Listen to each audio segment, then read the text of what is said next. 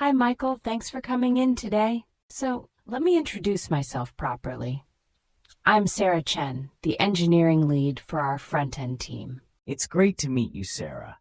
I've read a lot about the projects your team has worked on. I recently completed an intensive coding boot camp where I specialized in React and JavaScript. That's an interesting background. Can you walk me through a challenging project you've worked on recently? And how did you approach debugging when things didn't work as expected? Absolutely. During my boot camp, I built a task management app from scratch. The biggest challenge was implementing real-time updates without compromising performance. Hi, it saved all of us. Well, Michael, it was great meeting you. We do a lot of pair programming and code reviews here, so being open to feedback is essential. Absolutely. I'd love to walk you through that. During my internship, there was a real pain point for the operations team. They were spending hours every week manually collecting data from different internal systems and compiling reports. So I built an automated reporting tool from scratch that pulled data from multiple APIs, cleaned and normalized it, and then generated weekly summary reports automatically. The measurable impact was significant. It reduced their manual reporting work by about 60%, which freed them up to focus on higher value tasks.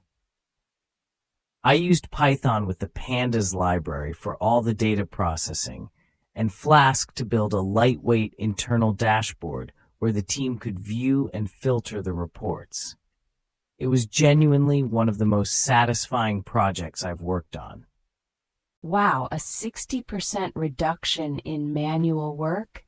That's a really impressive and measurable impact for someone at the intern level. That tells me you weren't just completing assigned tasks, you were actually solving real problems for the business. I'm curious, though, what happened when things didn't go according to plan? Because in a project like that, there are always bugs, API changes, unexpected data formats, all sorts of surprises. How did you handle those moments when you hit a wall and felt genuinely stuck? Walk me through your problem-solving process when things got difficult. That's a great question, and honestly, it's one I think about a lot. My first instinct, whenever I get stuck, is to go back to the documentation. I find that a lot of issues can be resolved just by reading more carefully. After that, I'll check Stack Overflow or GitHub issues for similar problems. But here's what I've really learned. If I'm still stuck after about 30 minutes of trying on my own, I'll ask a colleague rather than waste hours going in circles. I used to feel embarrassed about asking for help, like it meant I wasn't good enough. But I've come to understand that knowing when to ask for help is just as important as being independent, maybe even more so in a team environment. Collaboration isn't a weakness, it's actually a skill. I love that answer. Seriously, that's exactly the mindset we look for here. So many developers, especially earlier in their careers, lose hours or even days going in circles on a problem because they're afraid to ask. We really value that balance between independence and collaboration at PayEase. We're a small, tight-knit team, so when one person is blocked for too long, it affects everyone. Speaking of team collaboration, have you worked with version control like Git in a team setting? Not just using it solo, but actually coordinating with other developers on shared branches and pull requests? Yes, definitely. Git was a core part of both my internship and all my university group projects. I'm very comfortable with all the standard workflows, creating and managing branches, writing clear commit messages, submitting pull requests, and going through code reviews. In fact, during my internship, we followed a feature branch workflow where every new piece of functionality had its own branch, and nothing went into the main branch without a pull request review. There were definitely a few tricky merge conflicts along the way, but I got pretty good at resolving those. Version control can feel intimidating at first, but once you understand the logic behind it, it becomes second nature. Do you use a specific branching strategy at Payees? We do. We use a Git flow inspired approach. So what you described maps really well to how we work. Good to know you're already familiar with that kind of structure. Now I want to talk about the scope of this role because I think it's important to be upfront. This position involves working across the full stack eventually, meaning both the back-end server logic and the front-end user interface, but you'd absolutely start focused on the back-end while you get your feet under you. How do you feel about learning new technologies on the job? Because the honest truth is, in a startup, the tech stack can evolve quickly, and we need engineers who can adapt without panicking. Honestly, I actually enjoy learning new technologies. It's one of my favorite parts of being in this field. I think the ability to pick things up quickly and adapt is what separates good engineers from great ones. A good example of that: I taught myself React completely on my own over a few weekends last year, just out of curiosity. I had no formal training in it. I just worked through the documentation, followed some tutorials, and built a small side project to practice. That experience really reinforced my belief that continuous learning is not just important in tech, it's essential. The tools change, the frameworks evolve, and you have to be someone who genuinely enjoys that process rather than resisting it. Teaching yourself React on a weekend just out of curiosity, that's the kind of initiative we love to see. It tells me a lot about your character and your drive. Okay, let's switch gears a little bit and talk about something that matters just as much as your technical skills, and that's culture fit. Every team has a certain way of working, a certain energy, and it's really important that new people genuinely mesh with that. So tell me, what are you looking for in terms of company culture? What kind of environment brings out the absolute best in you and makes you feel motivated and engaged? That's something I've thought about quite a bit, actually, especially when I was deciding between applying to startups versus larger companies. For me, I do my best work in environments where there's clear, open communication, where I know what the goals are and why they matter. I also really thrive when I can see the direct impact of what I'm building, rather than working on something abstract that disappears into a large organization. And honestly, one of the most important things for me is feedback that is direct and constructive, not once a year in a formal review, but on a regular, day-to-day basis. That's actually one of the biggest reasons I was drawn to startups. The feedback loops tend to be faster and more honest. What you just described aligns almost perfectly with how we operate here, which is really encouraging to hear. We genuinely believe that feedback should be a continuous conversation, not a once-a-year event. We do weekly one-on-ones between every team member and their lead, and we run monthly retrospectives where the whole team reflects on what's going well and what we need to improve. The goal is to make sure nothing festers, that small issues get addressed before they become big problems. In my experience, that kind of regular, honest dialogue is what keeps a team healthy. Now, at this point in the interview, I'd love to flip things around. Do you have any questions for me? This is your chance to really dig in. Definitely. I came prepared with a few, if that's okay. I think asking good questions is just as important as giving good answers in an interview. The first thing I'd really love to understand is what the onboarding process looks like for a new developer joining the team. Specifically, how structured is it? Is there documentation, a dedicated setup process, assigned tasks from day one? And connected to that, what would success actually look like for this role in the first 90 days? I want to understand what I'd be expected to deliver and how I'd be evaluated so I can hit the ground running rather than spend the first month figuring out what I'm supposed to be doing. Those are fantastic questions, exactly the kind of forward-thinking questions I love to hear from a candidate. It tells me you're already thinking about how to contribute, not just whether you'll get the offer. So for onboarding, the first 2 weeks are really focused on getting familiar with the code base, setting up your local environment, and shipping a few small bug fixes. Nothing too complex.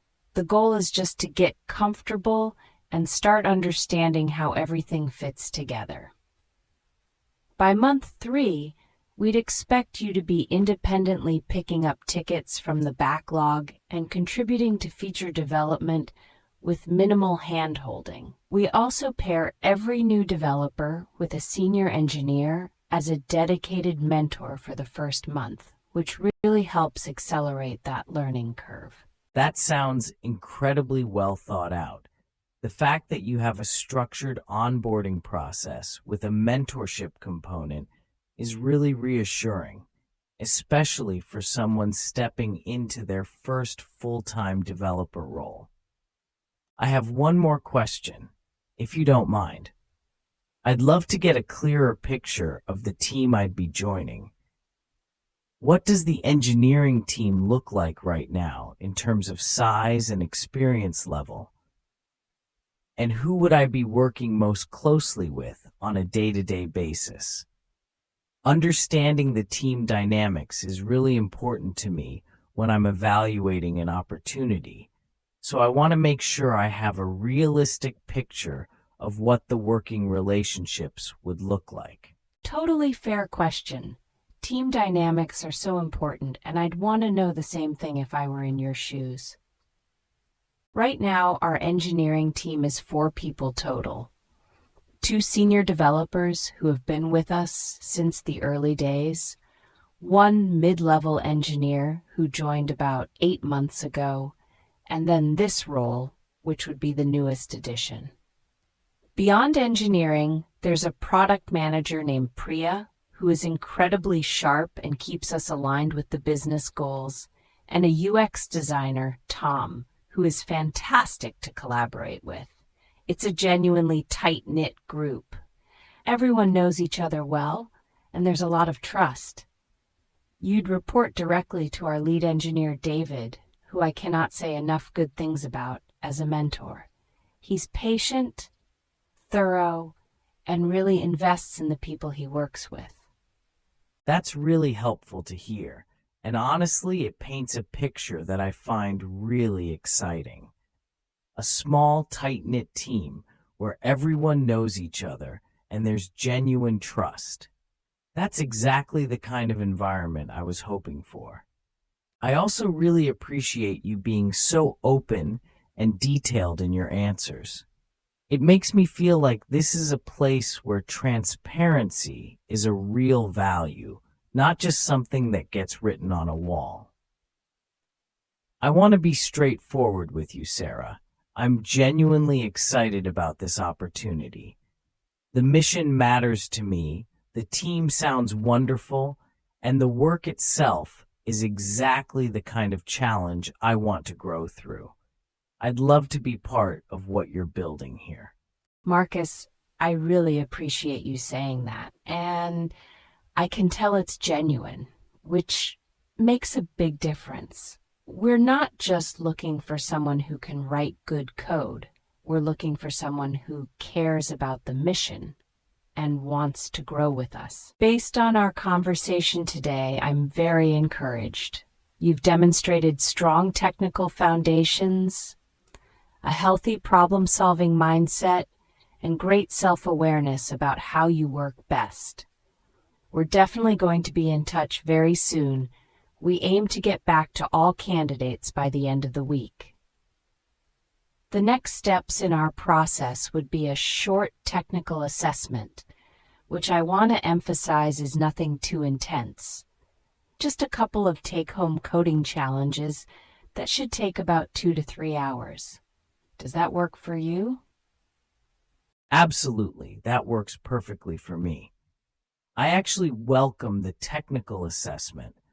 I think it's a fair and practical way to evaluate a candidate, and I'd much rather show you what I can do through actual code than just talk about it. Thank you so much for your time today, Sarah. This has honestly been one of the most enjoyable interviews I've had. It felt like a real conversation rather than an interrogation, and I think that says a lot about the culture here. I'll be looking forward to receiving the assessment and giving it my full effort, and I look forward to hearing from you by the end of the week. Thank you again, genuinely. Thank you, Marcus. It was truly a pleasure speaking with you today.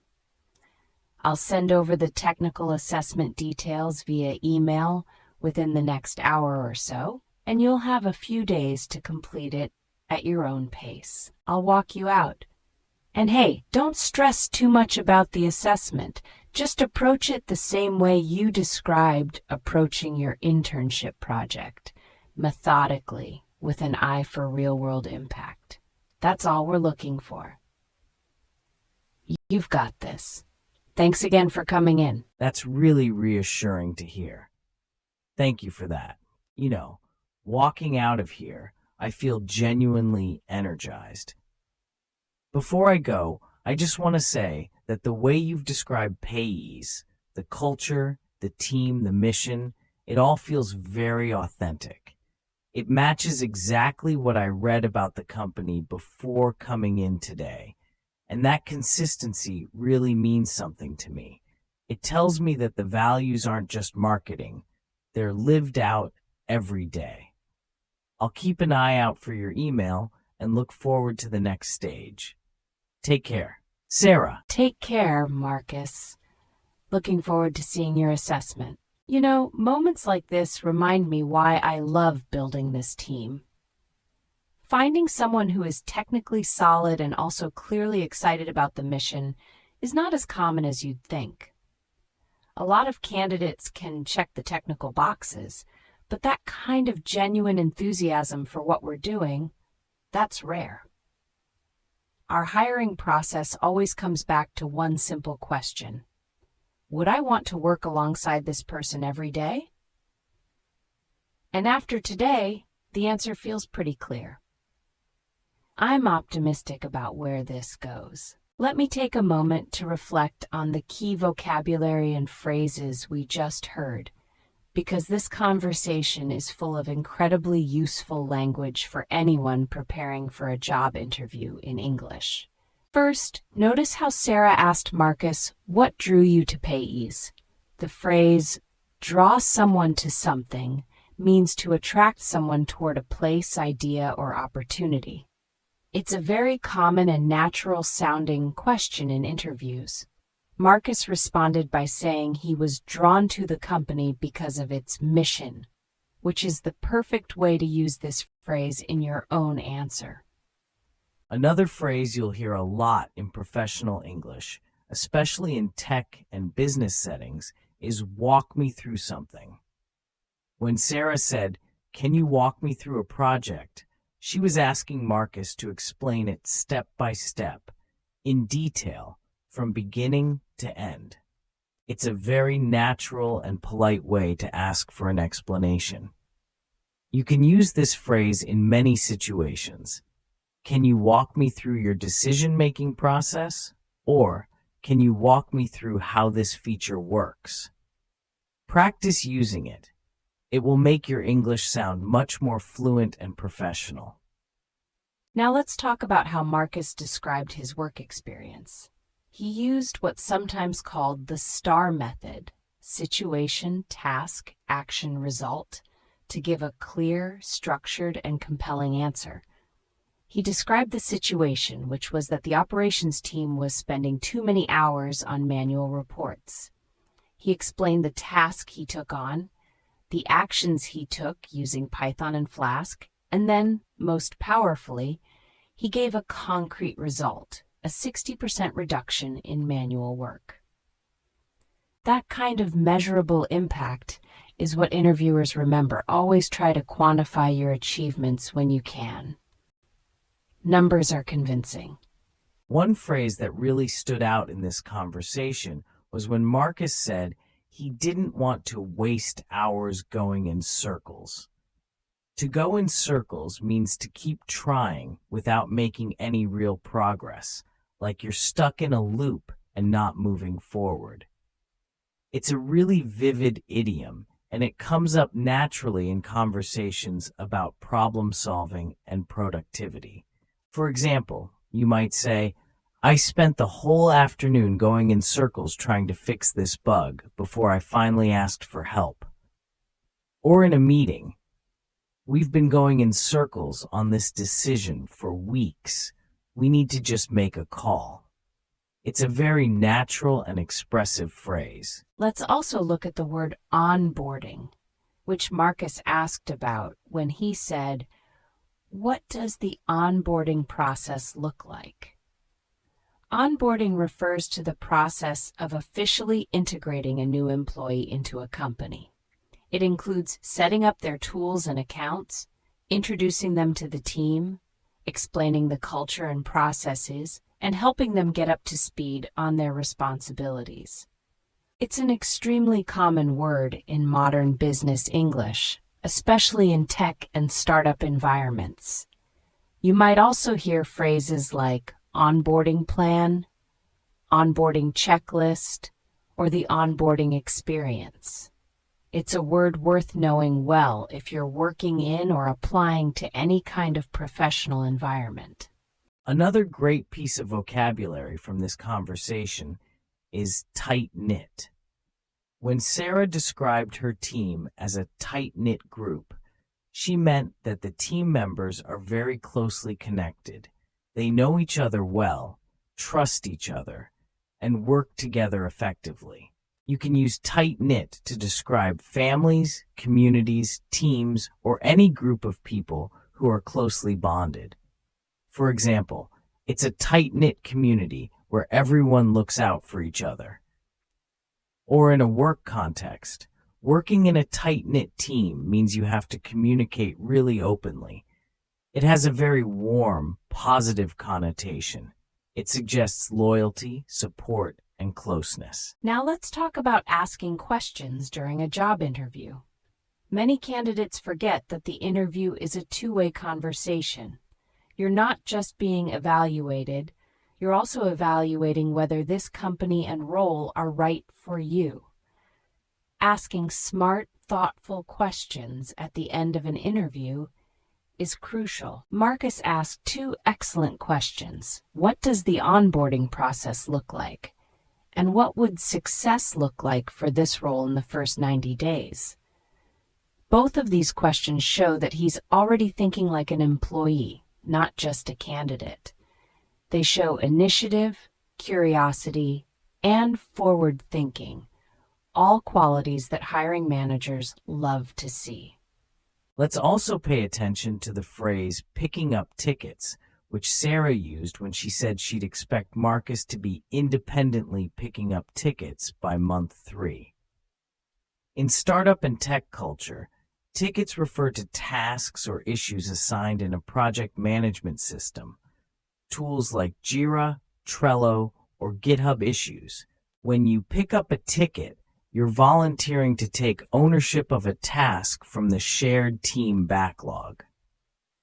It's a very specific piece of jargon that you'll hear constantly in software development environments.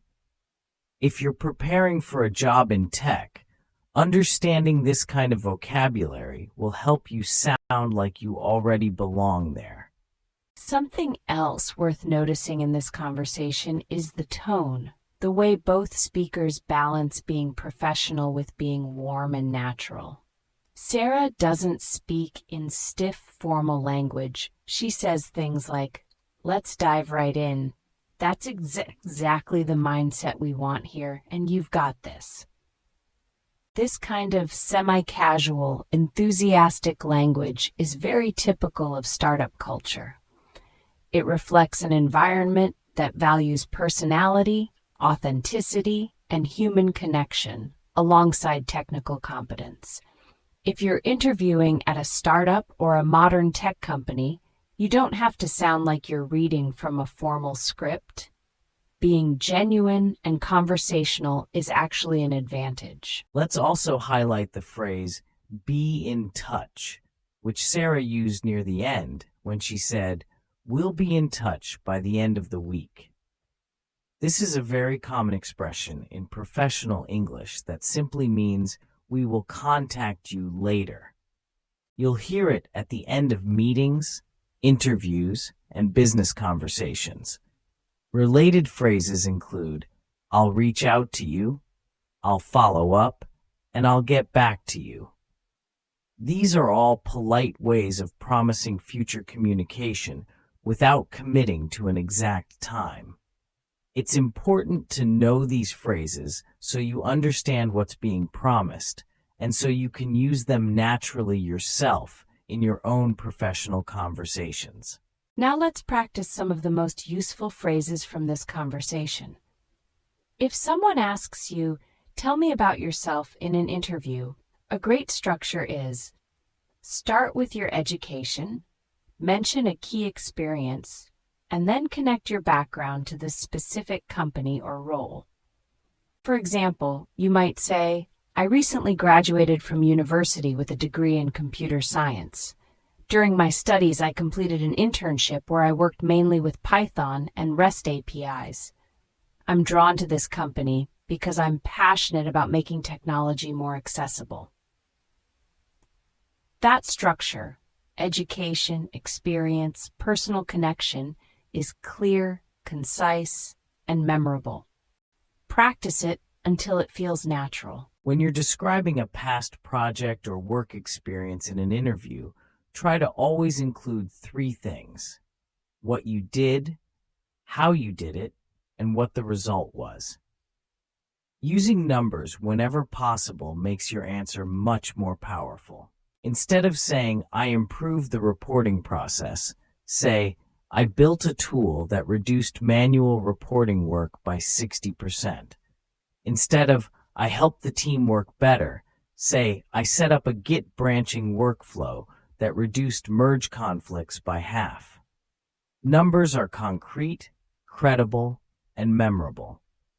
They show that you understand the value of your work and that you think about impact, which is exactly what employers want to hear. Let's talk about behavioral questions. Questions that start with, "Tell me about a time when," or "How do you handle a certain situation?" These are extremely common in interviews because they help the interviewer understand how you actually behave in real situations, not just what you think the right answer is. Marcus answered the question about being stuck beautifully. He described his process honestly.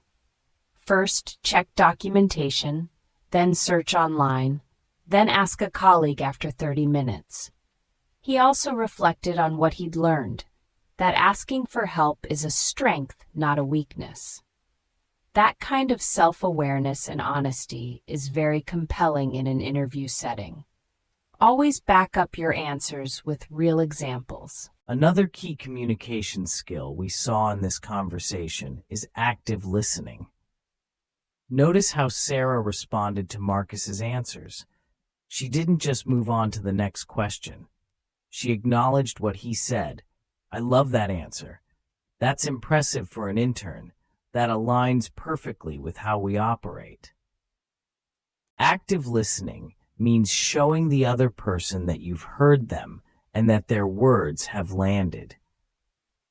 In a conversation, especially a professional one, this kind of acknowledgement builds trust and rapport.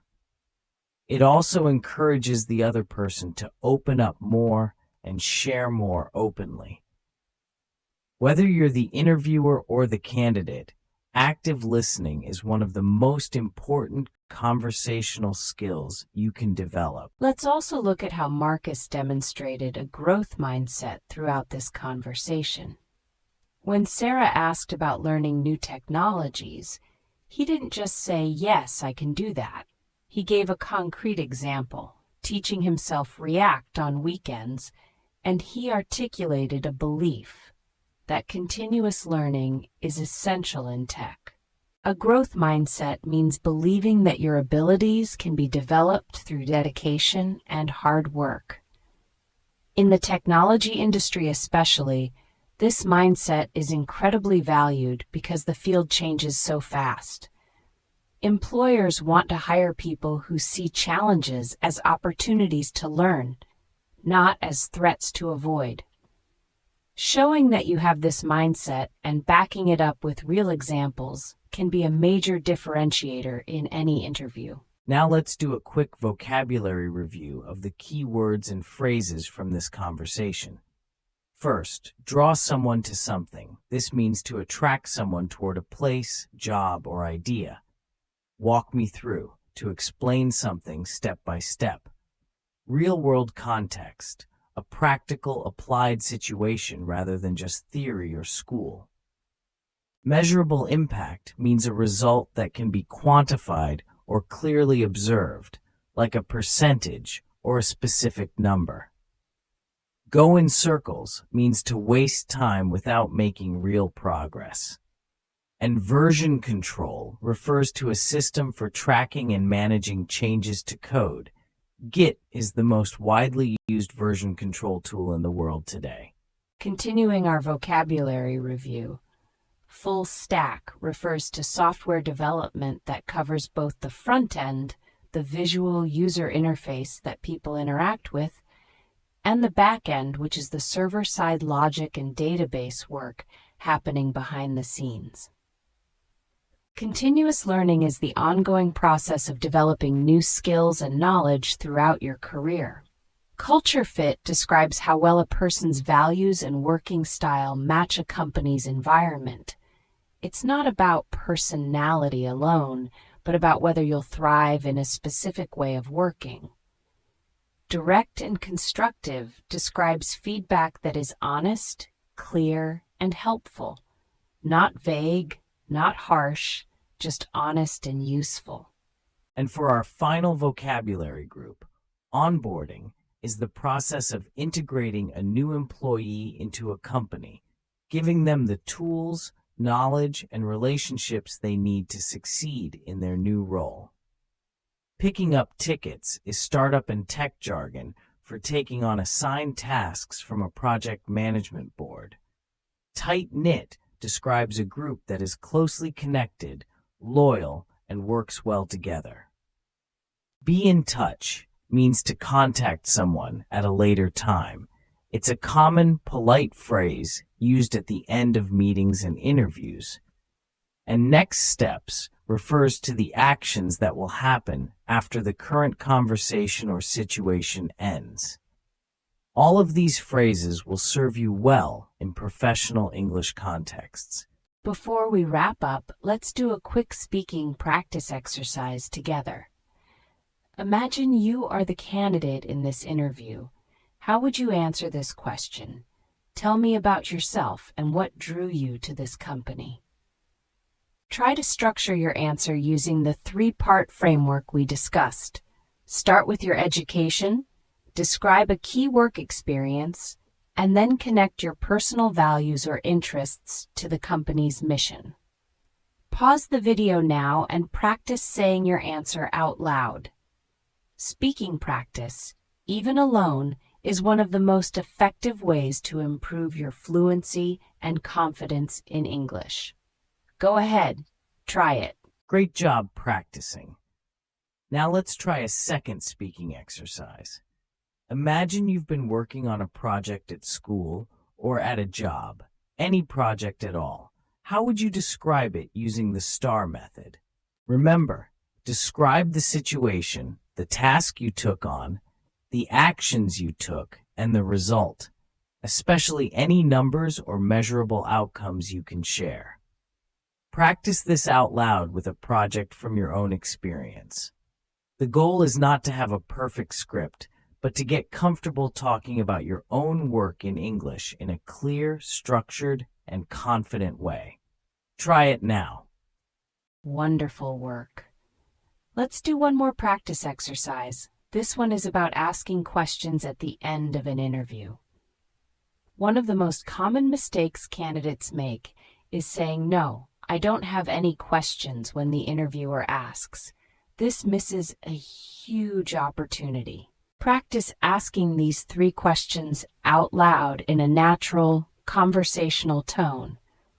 What does the onboarding process look like for this role? Then, what would success look like for me in the first 90 days? And finally, who would I be working most closely with on the team? These are genuinely impressive questions that show you're thinking seriously about the role. Practice them until they feel completely natural. To summarize the key learning points from today's conversation lesson, we saw how to introduce yourself professionally using a clear 3-part structure. We learned how to describe work experience using specific examples and measurable results. We practiced answering behavioral questions with honesty and self-awareness. We also explored a wide range of tech and startup vocabulary that you'll encounter in real workplaces. We learned how to ask forward-thinking questions as a candidate, which shows initiative and genuine interest. And we observed the natural, semi-casual, but still professional tone that is typical of startup interviews, very different from traditional corporate settings. One final thought before we close today's lesson. The most powerful thing you can do to improve your English interview skills is to practice speaking out loud, not just reading or listening, but actually producing language under pressure. Record yourself answering common interview questions, listen back, and identify where you sound unclear or unnatural. Practice with a friend, a language partner, or even just in front of a mirror. The goal is to get so comfortable with these phrases and structures that when the real interview comes, you're not thinking about the language, you're thinking about the ideas. That's when you'll really start to shine. Good luck, and we'll see you in the next lesson. Wait, before you go, here are 3 quick bonus tips for nailing an English job interview at a tech startup specifically. Tip 1. Use specific technical vocabulary naturally. Words like version control, pull requests, full stack, and picking up tickets show that you're already comfortable in that world. Tip 2. Don't be afraid to show enthusiasm and personality. Startup interviewers are not looking for robotic, overly formal candidates. They want to see the real you. Tip 3. Always follow up. After the interview, send a short, polite thank you email within 24 hours. It reinforces your interest and keeps you memorable. Small actions like this can make a real difference. And here are 3 common mistakes to avoid in a professional English interview. Mistake 1. Giving vague answers without examples. If someone asks, "Are you a good problem solver?" don't just say yes. Tell a story that proves it. Mistake 2. Not asking any questions at the end. As we saw in today's conversation, asking smart questions is a critical part of the interview. Mistake 3. Using overly formal or unnatural language. Phrases like, "I humbly request the opportunity to demonstrate my capabilities" might sound impressive in your head, but in a real conversation they sound stiff and rehearsed. Be natural, be specific, and be yourself. Those three things will take you very far. All right, we've covered a tremendous amount of ground today. We had a full, realistic job interview conversation between Sarah, the hiring manager at a fintech startup, and Marcus, a recent graduate applying for his first developer role. We explored 15 key vocabulary words and phrases, practiced the STAR method for describing experience, looked at how to answer behavioral questions, and discussed how to ask powerful closing questions. This conversation is packed with language that is directly usable in your real life, in interviews, in workplaces, and in professional conversations in English.